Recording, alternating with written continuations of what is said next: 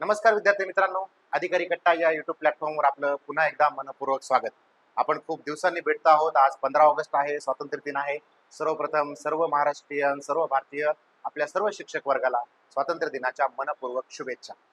आज आपण एका महत्त्वाच्या कामानिमित्त भेटलोय. आपल्या सगळ्यांना माहितीच आहे, अधिसूचना आली.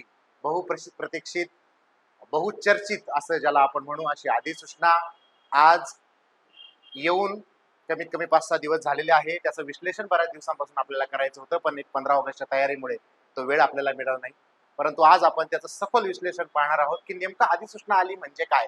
आपण जेव्हा मे महिन्यामध्ये कोर्सला सुरुवात केली होती, आपल्या युट्यूबच्या माध्यमातून आपल्याशी चर्चा करायला सुरुवात केली होती, तेव्हा मी आपल्याला बोललो होतो की जुलैच्या आसपास ही अधिसूचना येईल. अर्थातच त्या काळामध्ये आलेली अधिसूचना थोडीशी तांत्रिक कारणामुळे थोडीशी लेट झाली आणि ऑगस्टमध्ये अधिसूचना आपल्याला बघायला मिळाली. आता अनेक बांधव आपल्याला म्हणत होते की परीक्षा होणार नाही, परीक्षा कशी होईल, अनेक या गोष्टी, अनेक संभ्रम आपल्या आजूबाजूला तयार होत होते. आणि आपण मात्र आपल्या मुद्द्यावर ठाम होतो की काही झालं तरी परीक्षा होणार आहे आणि परीक्षा होण्यासाठी जी अधिसूचना लागणार आहे ती येणार आहे. अधिसूचना आली की परीक्षा कोणत्याही क्षणी होईल हे आपल्या सगळ्यांना माहीत होतं. आपण त्यावर चर्चा केलेली होती आणि म्हणूनच आपण संपूर्ण मे महिना आणि जूनचे 15 दिवस अभ्यासासाठी युटिलाइज केले होते. आणि अर्थातच आज जर आपण पाहिलं तर अधिकारी कट्टाच्या जे बॅचमध्ये, जे कोर्समध्ये विद्यार्थी आहेत, शिक्षक बांधव आहेत, ते 1.5 महिन्याने अभ्यासाच्या तुलनेमध्ये राज्यभरातल्या 45,000 विद्यार्थ्यांपेक्षा एक पाऊल पुढे आहेत हे म्हणायला काही हरकत नाही. अधिसूचना आली, आता पुढे काय. गेल्या 5-6 दिवसामध्ये खूप सगळे फोन आले की या अधिसूचनेचं पुढे काय होणार, कसं होणार, याच्या निमित्ताने अनेक प्रश्न आले. परंतु या प्रश्नांची उत्तरं जितके मला शक्य आहेत, आपल्या सगळ्यांना माहिती की जितके फोन आहेत तितके मी अटेंड करण्याचा प्रयत्न करतोच. एखादा मिस कॉल पडला तर वेळेनंतर का होईना मी त्यांना फोन करण्याचा प्रयत्न करतो. पण काहींचा फोन उचलला गेला नसेल, व्हॉट्सअपला रिप्लाय देता आला नसेल, त्यांची दिलगिरी व्यक्त करतो. आणि आजच्या अधिसूचनेच्या संबंधाने जी काही उहापोह आपल्याला करायचं आहे ती चर्चा आज आपल्याला करायची आहे. अधिसूचना माझ्या समोर आहे, शक्य असेल तर तुम्ही घेऊन बसा. मी तर इंटरॅक्टिव्ह बोर्डवर तुम्हाला दाखवणारच आहे. परंतु जर तुमच्याकडे ते असेल, मोबाईल असेल, हातामध्ये असेल, तर घेऊन बसा, जेणेकरून आपल्याला त्याच्याबद्दल सविस्तर चर्चा करता येईल. आता अधिसूचना आली म्हणजे काय झालं. आता अधिसूचना जी आता आलेली आहे ही एकदम अधिकृत, अधिकृत नाही शब्द वापरता ना, ही एकदम पक्की अधिसूचना नाही, ही आहे कच्ची. हे प्रारूप आहे, अधिसूचनेचं प्रारूप आहे. याच्यावर आपल्याला घ्यायच्या आहेत हरकती. आता अधिसूचना आली, मग आता पुढे त्याचं काय, त्याचं पुढे काय, याच्या संबंधानं जे प्रश्न निर्माण होणार आहे त्यातला सगळ्यात मोठा प्रश्न, अधिसूचना आल्यानंतर परीक्षा कधी, परीक्षा कधी, त्यानंतर पात्रता काय, पाठीमागच्याच पात्रता आहे तशाच तशा आहेत की नव्याने काही वेगळी पात्रता वाढली. त्यानंतर शिक्षण सेवकांचं काय, शिक्षण सेवकांचं काय, त्यानंतर 50+ ज्यांचं वय झालेलं होतं, तो विषय होता, त्या बांधवांचं काय, त्यानंतर ज्यांना डिग्रीमध्ये 50% कमी मार्क आहेत त्या बांधवांचं काय, त्यानंतर जे बांधव आता जे 2 वर्षामध्ये गेल्या मागच्या याच्यामध्ये जिल्हा बदली करून गेलेले आहेत पण फॉर्म आदल्या जिल्ह्यामध्ये भरलेला आहे त्यांचं काय. या सगळ्या प्रश्नांची उत्तर आपण याच्यामध्ये घेणार आहोत. आणि आपल्याला हे सगळी अधिसूचना समजून घेऊन दिनांक 5 सप्टेंबर 2024च्या आतमध्ये याच्यावर हरकती नोंदवायच्या आहेत. हरकती, आता आपण याच्यामध्ये कोण कोण कसे कसे बसत नाही किंवा कसे कसे बसतो या हरकती आपल्याला नोंदवायच्या आहेत. या सगळ्या हरकती मी माझ्या परीनं काढून ठेवलेल्या आहेत. त्या संपूर्ण एकदा अधिसूचना आपण पाहिली का त्यानंतर आपण काय करू, हरकतींची माहिती घेऊ, या सगळ्या प्रश्नांची उत्तरं. आता अधिसूचना आली, पुढे काय. अधिसूचना आली तर सगळ्यात पहिल्यांदा अधिसूचना वाचायची डिटेल. त्याच्यामध्ये आपण परफेक्टली बसत असू तर अभ्यासाला सुरुवात करायची, पाठीमागचा पुढचा कुठलाही विचार करायचा नाही.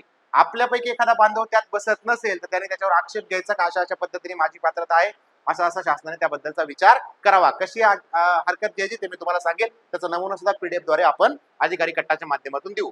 आता परीक्षा कधी, सगळ्यात महत्वाचा प्रश्न, परीक्षा कधी. अधिसूचना आल्यानंतर परीक्षा परिषद कधीही कोणत्याही क्षणी पेपर घेऊ शकते. कोणती अधिसूचना, आता हे आहे प्रारूप, हा कच्चा मसुदा आहे. याच्यावर काय करायचं आपल्याला, हरकती घ्यायच्या आहेत. हा कच्चा मसुदा आहे. मग याच्या हे बदलून 5 सप्टेंबर पर्यंतच्या आलेल्या हरकती तुमच्या विचारात घेतल्या जातील आणि लगेच एक 5-6 दिवसामध्ये, 10 दिवसामध्ये, समजा 10 सप्टेंबर 15 सप्टेंबर पर्यंत अधिसूचना पक्की बाहेर जर पडली आणि जर परीक्षा परिषदेने तारीख जाहीर केली आचारसंहितेच्या आधी, समजा 15 ऑक्टोबर 20 ऑक्टोबरच्या दरम्यान साधारणतः इलेक्शनचं वारं आहे, तर 20 सप्टेंबर 25 सप्टेंबरच्या आसपास आचारसंहिता लागू शकते. आचारसंहितेच्या आधी जर परीक्षा परिषदेनं तारीख जाहीर केली तर परीक्षा आचारसंहितेत सुद्धा होऊ शकते.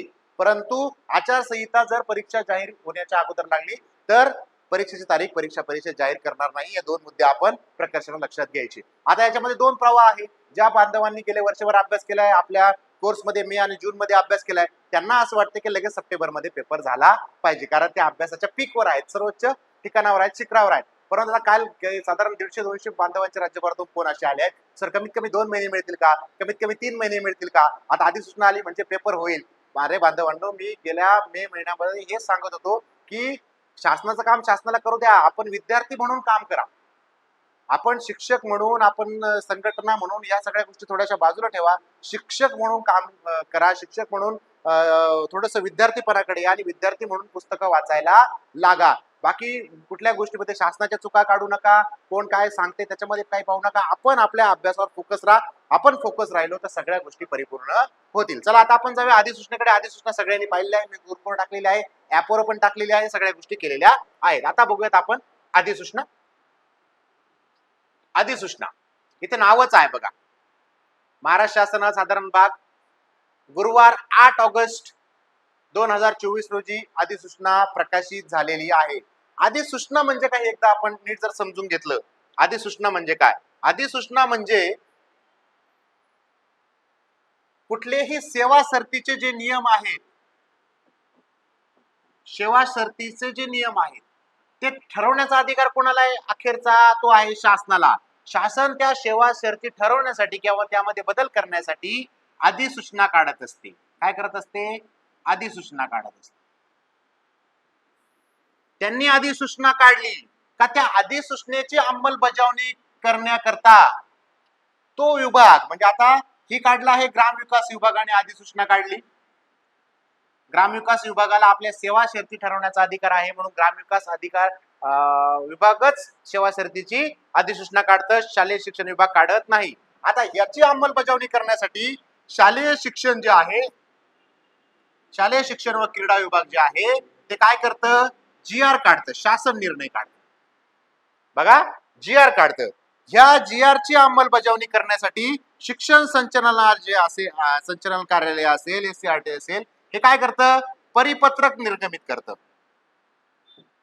त्या परिपत्रकाची अंमलबजावणी करण्यासाठी मग त्याच्याशी संलग्न असणाऱ्या संस्था आहेत, उदाहरणार्थ जिल्हा परिषदा आहेत, उपसंचालक कार्यालय आहेत, डाएट आहेत, हे जे काय आहे ते काय करतात, गट शिक्षण अधिकारी यांना पत्र निर्गमित करतात आणि आपल्याला गट शिक्षण अधिकारी सूचना निर्गमित करतात शिक्षकांना. आलं लक्षामध्ये, हा आहे क्रम, ही आहे अधिसूचनेची पद्धत, अधिसूचनेचं काम करायची पद्धत, शासनाची काम करायची पद्धत. आता अधिसूचना आपण सगळ्यांनी 8 तारखेला पाहिली, स्पष्ट लिहिलेलं आहे. ग्रामविकास विभाग वेगळं काही सांगायची गरज नाही, शब्द आहे इथे अधिसूचना. बदल कशात केलाय, महाराष्ट्र जिल्हा परिषद व पंचायत समिती अधिनियम 1961. आपण जिल्हा परिषदेचे कर्मचारी आहोत, आपण राज्य सरकारी कर्मचारी नाही, आपण जिल्हा परिषदेचे कर्मचारी आहोत, आपण राज्य शासकीय नाही, तर आपण निमशासकीय कर्मचारी आहोत. हे सगळ्या शिक्षकांनी प्रथमतः लक्षात घेतलं पाहिजे. आता पुढे सगळ्यात महत्वाची बाब जी आपल्याला वाचायची आहे, सर्वजण माझ्या सोबत वाचतील म्हणजे आपल्याला ती गोष्ट कळेल की नेमकं काय करायचं आहे आपल्याला. बघा, हे सगळं झाल्यानंतर एक महत्वाची गोष्ट, याद्वारे अशी नोटीस देण्यात येत आहे की उक्त प्रारूप महाराष्ट्र शासनाकडून दिनांक 5 सप्टेंबर 2024, 5 सप्टेंबर म्हणजे शिक्षक दिन आहे 2024, या दिनांकापर्यंत किंवा त्यानंतर विचारात घेण्यात येईल. म्हणजे तुम्हाला ज्या काही हरकती द्यायच्या आहेत त्या 5 सप्टेंबरच्या आतमध्ये द्यायच्या आहेत. कशा द्यायच्या आहेत, शासन प्रत्येक काम व्हॉट्सअपवर ऑनलाईन देत असते, परंतु हे काम त्यांनी व्हॉट्सअपवर, ऑनलाईन, मेलवर, लिंकवर कुठेही दिलेलं नाही. हे काम त्यांनी उपरोक्त दिनांकापूर्वी 5 सप्टेंबर पूर्वी उक्त मसुद्याच्या बाबतीत कोणत्याही व्यक्तीकडून, कोणत्याही, फक्त शिक्षकांनीच केलं पाहिजे असं काही दिलेलं नाही, कोणत्याही व्यक्तीकडून प्रधान सचिव ग्रामविकास विभाग, बांधकाम भवन 25 मर्ज बांधपत फोर्ट मुंबई 400001 यांच्याकडे कोणत्याही हरकती किंवा सूचना प्राप्त होतील त्या शासनाकडून विचारात घेण्यात येतील. पत्ता दिलेला आहे म्हणजे तुम्हाला ते बाय पोस्टच करावं लागेल. टाईप करा, स्पीड पोस्ट करून द्या. काय काय करायचं आहे माझ्या हिशोबाने मी तुम्हाला सांगणार आहे. तुम्हाला वेगळा काही मुद्दा सुचला, काही प्रश्न याच्या पलीकडे काही प्रश्न पडले तर कमेंट बॉक्स मध्ये टाका. निश्चितच आपण त्याच्यावर एक लाईव्ह सेशन घेऊन प्रत्यक्ष शंका निरसनाचं काम करूयात. आता पुढे जाऊयात, बघूया आपण काय पुढे. आपल्या लक्षात आलं की ह्या दिनांकापर्यंत आपल्याला द्यायचं आहे. प्रारूप नियम या नियमानुसार तयार झालेले आहेत. आता महाराष्ट्र शासन राजपत्र असाधारण भाग 4 ब 8 ऑगस्ट याला काय म्हटलं जाणार आहे? महाराष्ट्र जिल्हा परिषद जिल्हा सेवा प्रवेश सुधारणा नियम 2024 असे वाचण्यात यावे आणि महाराष्ट्र जिल्हा परिषद जिल्हा सेवा नियम 1967 मध्ये जोडलेल्या परिशिष्ट 4 मध्ये 7 अ नंतर खालील भाग 7 ब समाविष्ट केलेला आहे. 7 अ नंतर 7 ब समाविष्ट केलेला आहे. आता काय आहे याच्यामध्ये आपल्याला बहुप्रतीक्षित एकच शब्द आपल्याला उपयोगाचा होता, आवडीचा होता, गरजेचा होता, तो होता शब्द केंद्र प्रमुख. आता केंद्र प्रमुखांच्या 2 बाबी इथे दिलेल्या आहेत. केंद्र प्रमुख होण्यासाठीच्या 2 बाबी इथे दिलेल्या आहेत. त्यातली पहिली बाब जी ज्येष्ठ बांधवांसाठी आहे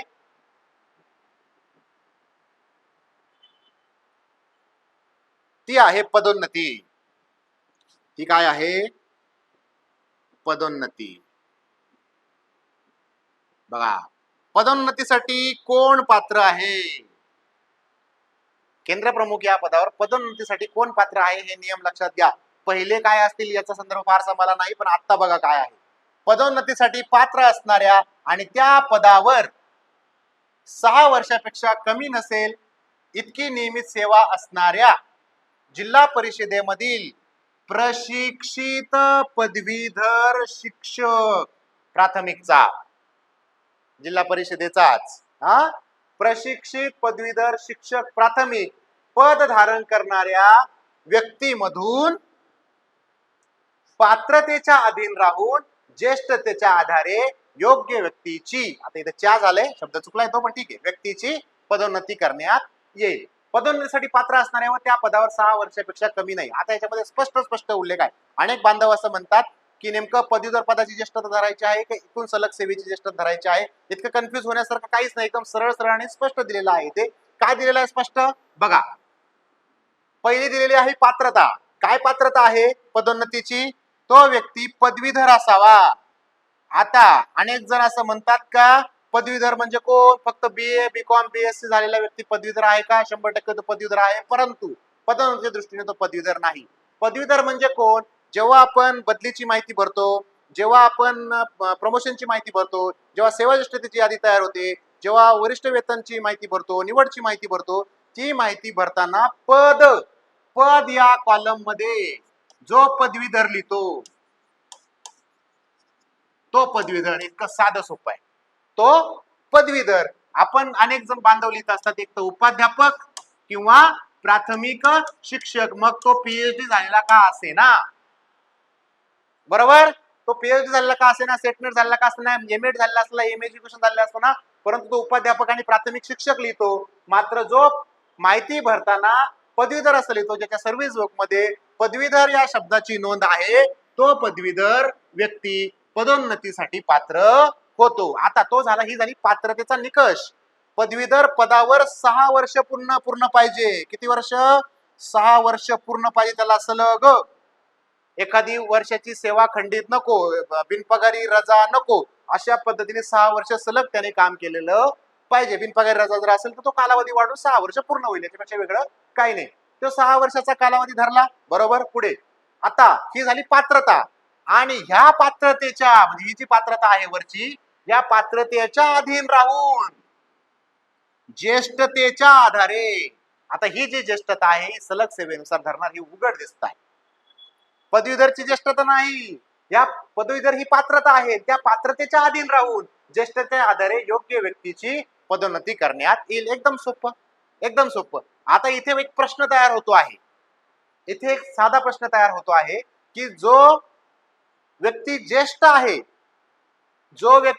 आहे आणि जो व्यक्ती पात्र मुख्याध्यापक पदावर काम करतोय, बघा, जो व्यक्ती ज्येष्ठ आहे, जो व्यक्ती पात्र मुख्याध्यापक पदावर काम करतोय, त्या पात्र मुख्याध्यापक पदासाठीची इथे कुठे नोंद दिसत नाही. म्हणजे पात्र आपल्यापेक्षा ज्युनियर असलेला पदवीधर व्यक्ती केंद्र प्रमुख पदोन्नतीने होऊ शकतो, परंतु पात्र मुख्याध्यापक पदोन्नतीने मुख्याध्यापक केंद्र प्रमुख होईल का, इथे थोडीशी शंका वाटत आहे. याबद्दलचा प्रश्न पात्र मुख्याध्यापकांनी पदोन्नतीच्या संदर्भामध्ये यांना विचारावा, तिथं माहिती पाठवावी. अशा पद्धतीने ते सोपं आहे. कारण एक लक्षात घ्या, एकदा अधिसूचनेमध्ये एकदा त्याच्यावर एकदा शिक्का बसला, ते त्यातला एक सुद्धा शब्द बदलण्यासाठी तुम्हाला खूप खटाटोप करावा लागतो.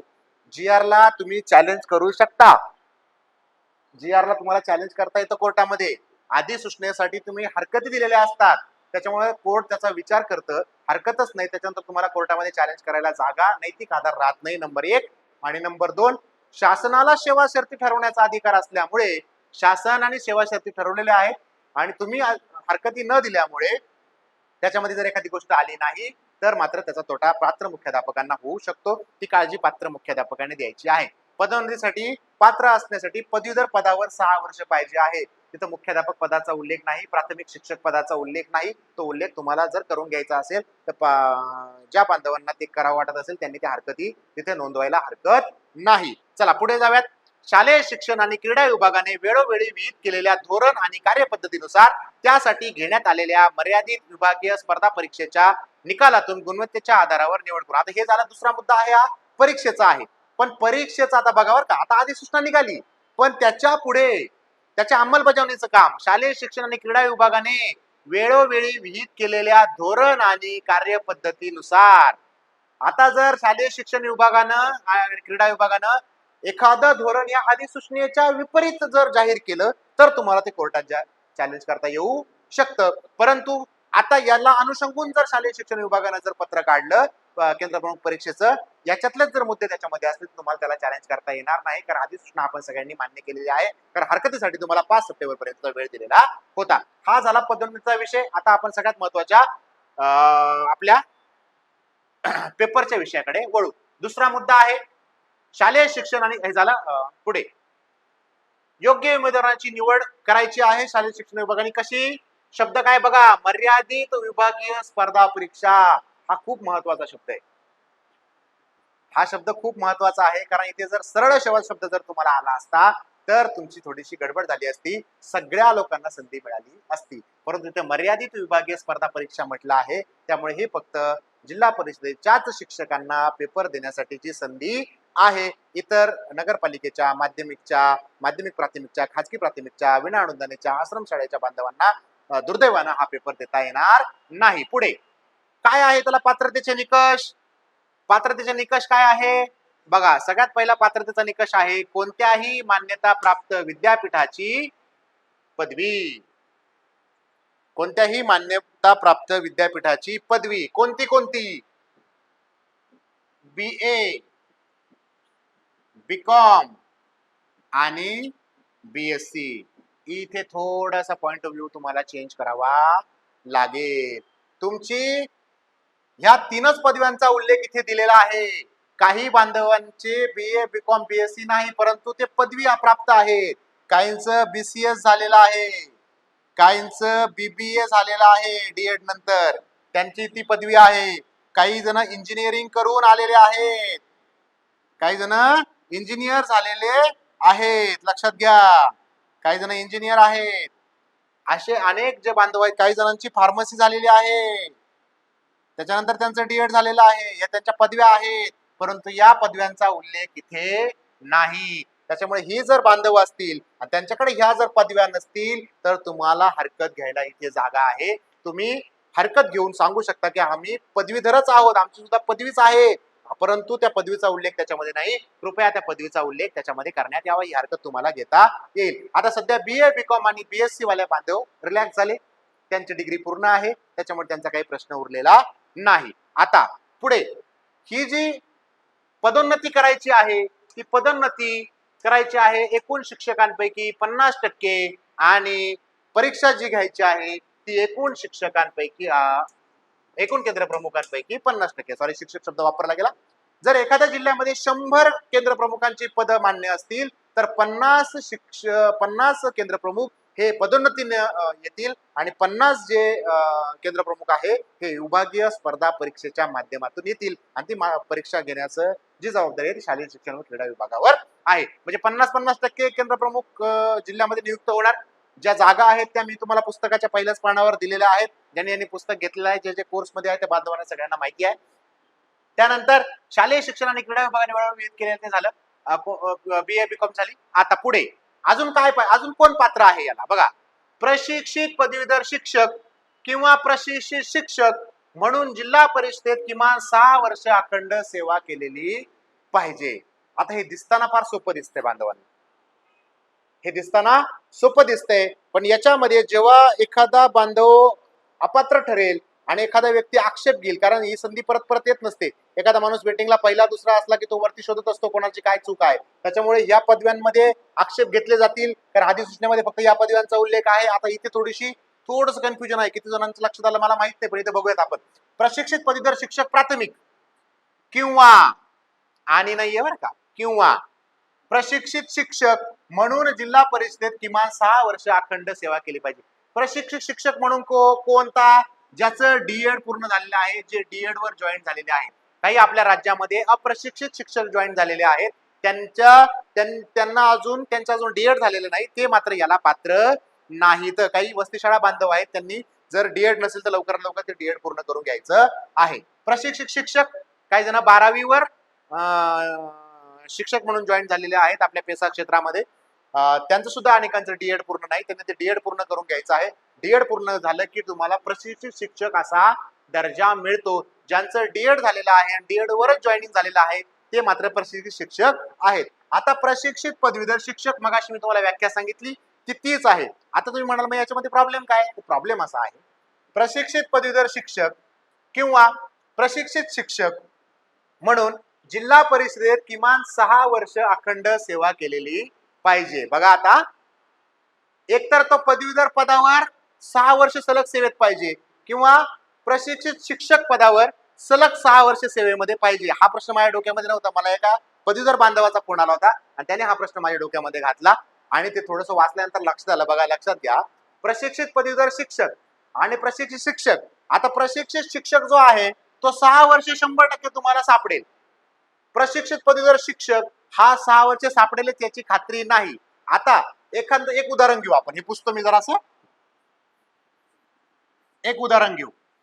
एखाद्या बांधवाचं जॉईनिंग 2014चं आहे.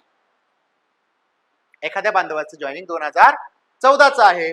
2014चं नको धरूयात, समजा 2012 धरू आपण. 2012चं आहे.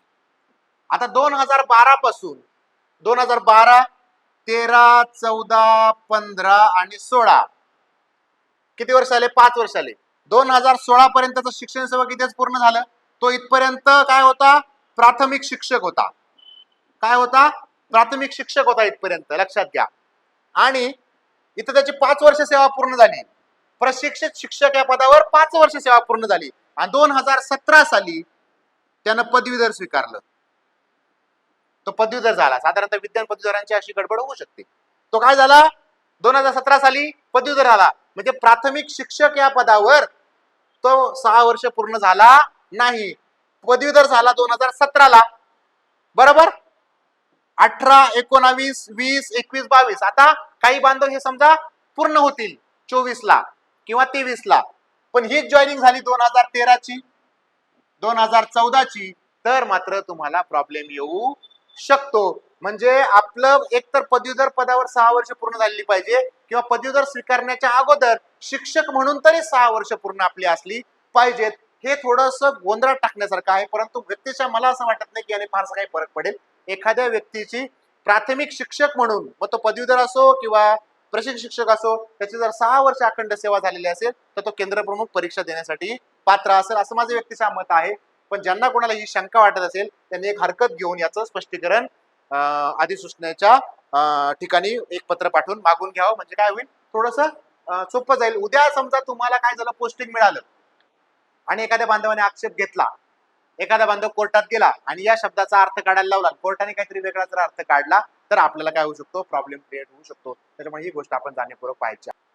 तर ही जी अडचण आहे ही प्रशिक्षित पदवीधर असणारे आणि प्राथमिक शिक्षक असणारे ह्या थोडस प्रमोशन घेतलेल्या बांधवांनी काय करा, त्याच्यावर थोडस फोकस करा आणि त्या पद्धतीने तुम्हाला जशी हरकत मांडता येईल, विचारता येईल तशी विचारून घ्या. पर्सनली मला फोन करून विचारा, आपण त्याबद्दल थोडासा एक मार्ग काढूया. चला पुढे जाऊयात.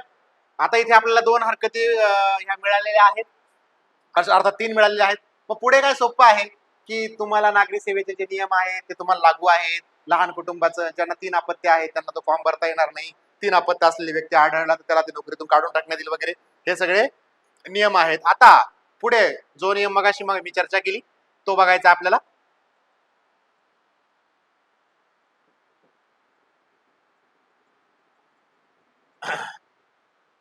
आता केंद्रप्रमुख पदावर जर नियुक्त झाली, केंद्रप्रमुख पदावर कुठं कोण नियुक्त होऊ शकतो, तोच व्यक्ती जो त्या जिल्ह्यामध्ये कार्यरत आहे. म्हणजे केंद्रप्रमुख हे कार्यक्षेत्र काय आहे, जिल्हा आहे. तुम्ही ज्या जिल्ह्यात कार्यरत आहात त्याच जिल्ह्यामध्ये तुम्हाला फॉर्म भरून पेपर देण्याची संधी आहे आणि तुम्ही तिथेच पेपर देऊ शकता आणि तिथेच केंद्रप्रमुख होऊ शकता. आता काही बांधव हे जिल्हा बदली करून गेलेले आहेत, त्या संदर्भात परीक्षा परिषदेशी संपर्क चालू आहे, चर्चा चालू आहे की त्या बांधवांसाठी काय करण्यात येईल. पुढे तो ज्या जिल्ह्यामध्ये प्रशिक्षित पदवीधर शिक्षक किंवा प्रशिक्षित शिक्षक म्हणून काम करत आहे त्या जिल्ह्या व्यतिरिक्त महाराष्ट्रातील इतर कोणत्याही जिल्ह्यामध्ये जिल्हा परिषदेमध्ये प्रतिनियुक्तीसाठी किंवा अशा कोणत्याही बदलीसाठी पात्र असणार नाही. म्हणजे जिल्हा बदली करताना तुम्ही केंद्रप्रमुख म्हणून बदली करू शकत नाही. एक उदाहरण आता तुम्हाला मी देतो. समजा तुम्ही औरंगाबाद जिल्ह्यामध्ये काम करत आहात, औरंगाबाद आता बोली भाषेतून आलं, छत्रपती संभाजीनगर या जिल्ह्यामध्ये तुम्ही काम करत आहात. तुम्ही शिक्षक आहात एखाद्या तालुक्यामध्ये, गंगापूर म्हणा, वैजापूर म्हणा किंवा छत्रपती संभाजीनगर या तालुक्यामध्ये तुम्ही काम करत आहात. तुम्ही तिथे काम करत असताना तुम्ही मात्र त्या जिल्ह्याचे नाही, बरोबर. तुम्ही जिल्ह्याचे नाही, तुम्ही जिल्हा बदलीसाठी प्रयत्न करत आहात. तुम्ही नागपूरच्या आहात, तुम्ही परभणीच्या आहात, तुम्ही बीडच्या आहात, जालन्याच्या आहात, नगरच्या आहात, पुण्याच्या आहात, कुठले आहात तुम्ही, इतर जिल्ह्यांमधले आहात आणि तिथे नोकरी लागलेला आहात. तुमची 15-15, 20-20 वर्ष तिथे सेवा झालेली आहे. तुम्ही आता एकदम जिल्हा बदलीच्या एकदम टोकावर आलेले आहात. कदाचित तुमची पुढच्या वर्षी जिल्हा बदली होऊ शकते. आता जिल्हा बदली लॉटमध्ये झाली नाही, तुमचा काठावर नंबर आलेला असेल, परंतु तुम्ही या वर्षी तिथे केंद्रप्रमुख झालात. छत्रपती संभाजीनगर मध्ये तुम्ही काय झालात, केंद्रप्रमुख झालात. आणि तुमचं मात्र तुम्हाला असं वाटलं की पुढच्या वर्षी मला बदली करून कुठे जायचंय, पुणे जिल्ह्यामध्ये जायचं आहे किंवा नागपूरला जायचं आहे, कुठे जायचं आहे, तर तुम्हाला केंद्रप्रमुख म्हणून बदली मिळणार नाही. तुम्हाला डिमोशन घेऊन तिकडे जावं लागेल. तुम्हाला पुन्हा एकदा उपाध्यापक म्हणून किंवा तुम्ही इकडे काय असाल ते म्हणून तिकडे जावं लागेल. तुम्हाला केंद्रप्रमुख म्हणून तुमची इकडं दुसऱ्या जिल्ह्यामध्ये नियुक्ती तुम्हाला मिळणार नाही. ही बाब जाणीवपूर्वक जिल्हा बदली करणाऱ्या इच्छुक असणाऱ्या बांधवांनी लक्षात घेणं गरजेचं आहे. जर तुम्ही एखाद्या जिल्ह्यामध्ये केंद्रप्रमुख झाला तर जिल्हा बदली न करता केंद्रप्रमुख म्हणून त्याच जिल्ह्यामध्ये पूर्ण सेवा करावी असा मी तुम्हाला सल्ला देईल. कारण तुम्ही तांत्रिक सेवा गट क मध्ये जाल. सध्या तरी उपशिक्षणाधिकारी पदासाठी केंद्रप्रमुख विस्तार अधिकारी हे बांधव पात्र आहेत. जेव्हा केव्हा ती अधिसूचना बदलेल त्याचाही पाठपुरावा आपल्याकडून चालू आहे, तर त्या संदर्भानं आपण त्याला अपडेट देत राहू. ही झाली गोष्ट. आता जे बांधवांनी फॉर्म भरलेला आहे अहमदनगर मध्ये, नाशिक मध्ये आणि बदलून गेलेत परभणी, बीड, जालना, नागपूर, हिंगोली या ठिकाणी बदलून गेलेत, त्यांनी काय करायचं, तर परीक्षा परिषदेकडे त्या संदर्भानं पाठपुरावा चालू आहे की त्या बांधवांना त्या त्या जिल्ह्यामध्ये परीक्षा देण्यासाठीची संधी उपलब्ध करून देण्यात यावी, कारण ते आता त्या रोस्टर मध्ये गेलेले आहेत. हे झाले सगळ्यात महत्वाचे मुद्दे. आता 2-3 मुद्दे आता केंद्रप्रमुख पदावर आलेल्यांना तो नियम लागू राहील वगैरे हे त्याच्यामध्ये आहे. आता आपल्याला बघायचं आहे की याच्यामध्ये नेमकं आपल्याला कोणत्या पद्धतीनं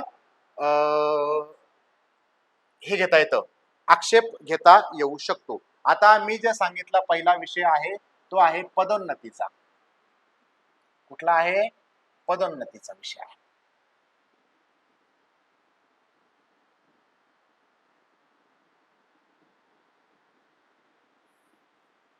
पदोन्नतीचा विषय. मग पदोन्नतीमध्ये मी तुम्हाला सांगितलं की मुख्याध्यापक जे आहेत, मुख्याध्यापक जे आहे ते अधिसूचनेमध्ये नोंदवलेले नाहीत. त्या मुख्याध्यापकांनी पदोन्नतीसाठी त्यांचा विचार व्हावा अशा पद्धतीनं तुम्ही काय करा, एकदा चर्चा करा तुमच्या जाणकारांशी, संघटनेच्या नेत्यांशी. त्याचं वेगळं काही नाही, तुम्ही एक फक्त पाठीमागची अधिसूचना बघा, त्याच्यामध्ये कसा उल्लेख आहे ते बघा आणि तो करून घ्या. ते काय फार काही कठीण गोष्ट नाही. हे झाला पदोन्नतीचा विषय. दुसरा झाला आपला परीक्षेचा विषय. परीक्षेच्या विषयामध्ये सगळ्यात पहिला आक्षेप आपल्याला काय नोंदवायचा आहे? पहिला आक्षेप नोंदवायचा आहे BA, BCom आणि BSc याच्या पलीकडे ज्यांची पदवी आहे त्या पदवीचा त्याच्यामध्ये उल्लेख नाही. या पदवीचा याच्यामध्ये समावेश करावा. आम्ही पदवीधर आहोत अशा पद्धतीनं ती मागणी काय करायची आहे तुम्हाला तिथे करायची आहे, ही जाणीवपूर्वक लक्षात घ्या. नंबर दोन की जे प्रशिक्षित पदवीधर म्हटलंय त्यांची 6 वर्ष सेवा पाहिजे किंवा शिक्षक म्हणून 6 वर्ष सेवा पाहिजे. पण हे दोन्ही मिळून 6 वर्ष सेवा जरी असेल तरीही तो व्यक्ती पात्र असावा, अशा प्रकारची मागणी आपल्याला करायची आहे. ते मगाशी मी तुम्हाला समजून सांगितलं आहे. नंबर 3, जिल्हा बदलीवाल्या बांधवांनी ती मागणी करायची आहे. आणि अजून एक महत्वाची जी अपेक्षित नाही आपल्याला, पण आपल्याला मागायला काय हरकत आहे? आपल्याला मागायला काही हरकत नाही. केंद्र प्रमुख पदाला जिल्हा बदली अलाउड करायची आहे. जिल्हा बदलीची मागणी करायची. म्हणजेच अहमदनगर जिल्ह्यामध्ये जर परभणीचा व्यक्ती काम करत असेल तर ते परभणीमध्ये केंद्रप्रमुख आहे, केंद्रप्रमुख झाला अहमदनगरमध्ये आणि त्याला जर परभणीला जायचं असेल तर तो केंद्रप्रमुख म्हणूनच गेला पाहिजे. अशा प्रकारची मागणी आपल्याला याच्यामध्ये करायची आहे. हे जाणीवपूर्वक आपल्याला करायचे आहे. या 2-3 गोष्टी जर आपण सलगपणे केल्या तर निश्चितपणे आपल्याला याचे मार्ग निघतील. आता पुढे पेपर कधी होतील वगैरे या सगळ्या गोष्टी सांगितल्या. अजून एक प्रश्न होता महत्वाचा, शिक्षण सेवक पात्र आहेत का? शिक्षण सेवक पात्र आहेत का? तर त्याच्यामध्ये सध्या तरी शिक्षण सेवक पात्र नाही, कारण तुमची जी सेवेची अट आहे ती आहे 6 वर्ष. त्यामुळे शिक्षण सेवक पूर्ण होऊन 3 वर्ष आणि त्यानंतर होणारे 3 वर्ष अशी ज्याची 6 वर्ष पूर्ण झालेली आहेत. आता 6 वर्ष सेवेला पूर्ण झाल्याची तारीख शासन काय देतं आता ते आपल्याला बघणं गरजेचं आहे. त्या वर्षापर्यंत आपली सेवा 6 वर्ष पूर्ण असेल तर निश्चितपणे तुम्ही केंद्रप्रमुख भरती करता पात्र झालेले आहात. याही पलीकडे काही प्रश्न असतील तर ते कमेंट बॉक्समध्ये टाका. हा व्हिडिओ जास्तीत जास्त आपल्या बांधवांपर्यंत पोहोचवा. लाईक करा, सबस्क्राईब करा, शेअर करा, जेणेकरून सगळ्यांपर्यंत ही माहिती पोहोचेल आणि एक चांगल्या पद्धतीची अधिसूचना आपण निर्गमित करण्यासाठी शासनाला भाग पडू. आणि सगळ्यात महत्वाचा लास्ट बट नॉट लिस्ट चौथा मुद्दा, ज्याला सगळ्या पद्धतीने ही अधिसूचना आवडली असेल तर त्यांनी शासनासाठी एक आभाराचं पत्र लिहा. कारण शासनाने आपल्यासाठी खूप चांगली अशी म्हणजे आपण एवढा आग्रह केला, एवढा दबाव टाकला, म्हणजे व्यक्तिशः मी ते पाहिलेलं आहे. माझ्याबरोबर राज्यातल्या अनेक संघटना आहेत, अनेक जसं आपण अधिकारी कट्टाचा जसा क्लास आपला चालू आहे तसं अनेक केंद्र प्रमुखांच्या अकॅडमी आहेत, त्यांचे क्लासेसचे लोक आहेत, त्यांनी खूप सारा पाठपुरावा केलेला आहे. या सगळ्यांचं खूप खूप आभार, अभिनंदन. सगळ्यांच्या प्रयत्नाला यश आलं. ज्ञात अज्ञात या सगळ्या बांधवांनी यासाठी प्रयत्न केला आणि आपल्याला काय मिळालेलं आहे? यश मिळालेलं आहे. आता या संदर्भानं जो काही पुढे प्रश्न येतील ते निश्चितच आपण आपल्या अधिकारी कट्टा युट्यूब चॅनलवर आपण देणार तर आहोतच. पण तत्पूर्वी मला एक जाणीवपूर्वक आपल्याला पुन्हा एकदा सांगायचं आहे की जे बांधव कोर्समध्ये आपल्या ऍड आहेत त्या बांधवांना आपलं जे पुस्तक आहे ते पुस्तक पोस्ट झालेलं आहे. सर्वांना जवळपास 1000 ते 1200 शिक्षकांना ते पुस्तक पोस्ट झालेलं आहे. परंतु आता फक्त ज्यांना पुस्तक घ्यायचं आहे, फक्त पुस्तक, त्यांना सध्या पुस्तक शिल्लक नाही. आणि खरं पाहता हे जे पुस्तक आहे कोर्स मधील असणाऱ्या बांधवांसाठी डिझाईन केलेलं होतं. नव्याने पुस्तक वाचणारे बांधव त्यामध्ये थोडंसं कन्फ्यूज होऊ शकतील, कारण ज्यांनी माझे व्हिडिओ क्रमाने पाहिलेले आहेत त्यांनाच ते क्रमाने समजेल, कारण ते नोट्स टाईप पुस्तक आहे. कधी कधी तुम्हाला वाटेल की सरांनी काय लिहिलंय, पण ज्यांनी ते लेक्चर्स केलेले आहेत अर्थात त्यांना ऑटोमॅटिक ते काय होऊन जाईल, समजून जाणार आहे. त्याच्यामुळे जर कोर्स बाबत तुम्हाला जर माहिती हवी असेल तर मी तुम्हाला इथे थोडंसं डिटेलिंग देतो. 1-2च मिनिटं आपण वेळ घेऊयात आणि आपला व्हिडिओला समारोप करूयात.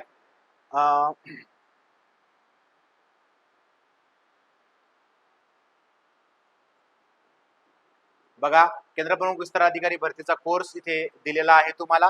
हा कोर्स जो आहे तो परीक्षा होईपर्यंत तुमच्या सोबत राहणार आहे. ऍपद्वारे आपण सर्व बांधवांना व्हिडिओ लेक्चर प्रोव्हाइड करत आहोत. अगदी भरमसाठ लेक्चर नाही, अगदी 500-600 व्हिडिओ तयार करणं आणि टाकणं शक्य होतं, परंतु एवढं पाहून उडवण्यापेक्षा 100-125 व्हिडिओमध्ये कोर्स डिझाईन केलेला आहे.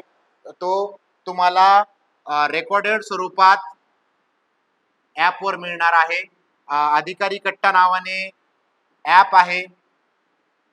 अधिकारी कट्टा नावाने तुम्ही जर गेलात तर तुम्हाला ॲप आहे तिथे मिळेल. येलो लोगो आहे, ह्या पिवळ्या लोगो प्रमाणे तुम्हाला तिथे प्ले स्टोअरला ॲप मिळून जाईल अधिकारी कट्टाचं. ते एकदा बघून घ्या, तुम्हाला त्याचा उपयोग होईल.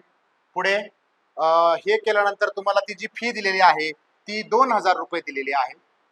2,000 रुपये ही तुम्हाला फी आहे.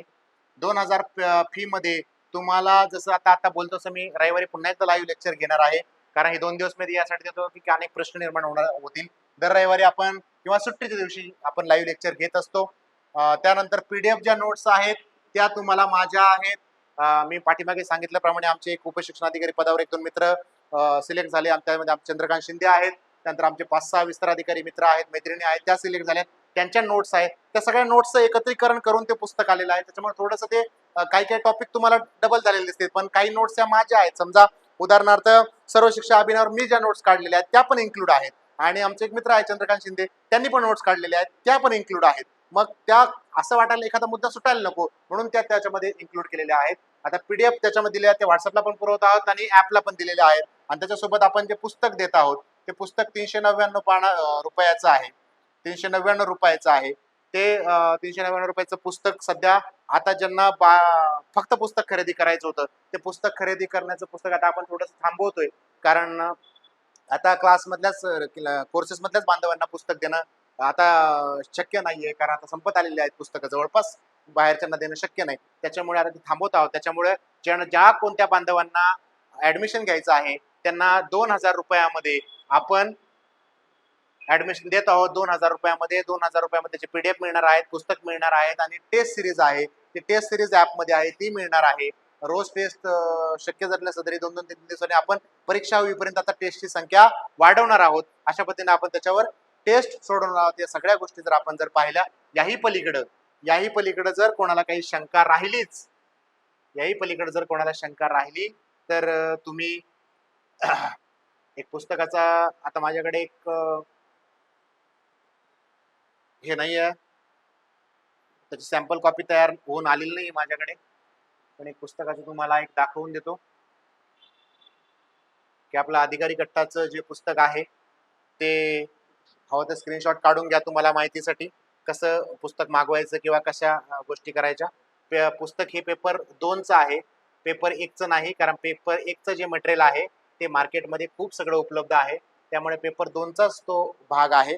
अनेक बांधवांच्या नोट्सचं एकत्रीकरण करून ते केलेलं आहे.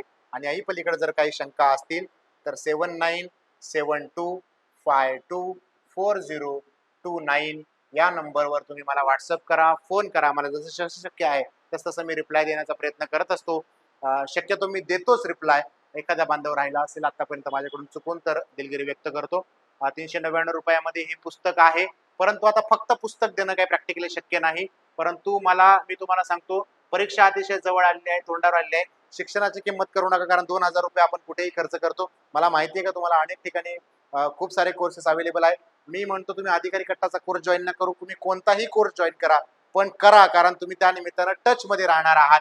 तुम्ही केंद्रप्रमुख होणं हे अंतिम ध्येय आहे. क्लास चालावा, कोर्स चालावा हे ध्येय नाही, कारण ते मे महिन्यामध्ये ध्येय पूर्ण झालेलं आहे. त्याच्या पलीकडे आता काही नाही. 2,000 रुपयाचा क्लास आहे, त्याच्यामध्ये 399 रुपये तुम्हाला पुस्तक फ्री मिळते. ज्या टेस्ट सिरीज मार्केटमध्ये तुम्हाला 1,000 रुपयाला मिळणार आहे त्याच्यापेक्षा जास्त टेस्ट सिरीज या आपल्याला या 2,000 रुपयाच्या कोर्समध्येच मिळणार आहेत. म्हणजे सगळा पैसा वसूल कार्यक्रम आपल्या अधिकारी कट्टाच्या कोर्समध्ये आहे. कोर्सची संपूर्ण डिटेलिंग जे आहे ते तुम्हाला इथे दिलेले आहे. तुम्ही ते पाहू घ्या, एकदा स्क्रीनशॉट मारा आणि या नंबरवर संपर्क साधा. पुन्हा एकदा तुम्हाला नंबर देतो, तो नंबर वर संपर्क करून तुम्ही काय करू शकता, तुम्हाला तुमचा प्रवेश निश्चित करा आणि निश्चितपणे आपण अभ्यासाला एक वेगळी दिशा देऊ. अधिसूचनेच्या बाबत माझ्या मते आता सर्व शंका मिटल्या असतील. याच्यावर तुम्ही व्हॉट्सअप करा, फोन करा, निश्चितच तुम्हाला फक्त एक ऑड टाइमला फोन न करू, रात्री 10-11 नंतरच फोन करू नका. यानंतर पुन्हा एकदा आपण रविवारी किंवा सोमवारी 2 दिवस सुट्ट्या आहे, या 2 दिवसापैकी एकदा आपण लाईव्ह भेटू. त्यामध्ये आज जी काही अधिसूचनेचा विषय झाला त्या अधिसूचनेच्या संदर्भानं काही प्रश्न जर शिल्लक राहिले असतील तुमच्या मनामध्ये, एकदाची प्रिंट मारा, एकदम व्यवस्थित वाचा. आणि जर पात्रच असतील तर डायरेक्ट अभ्यासाला सुरुवात करा.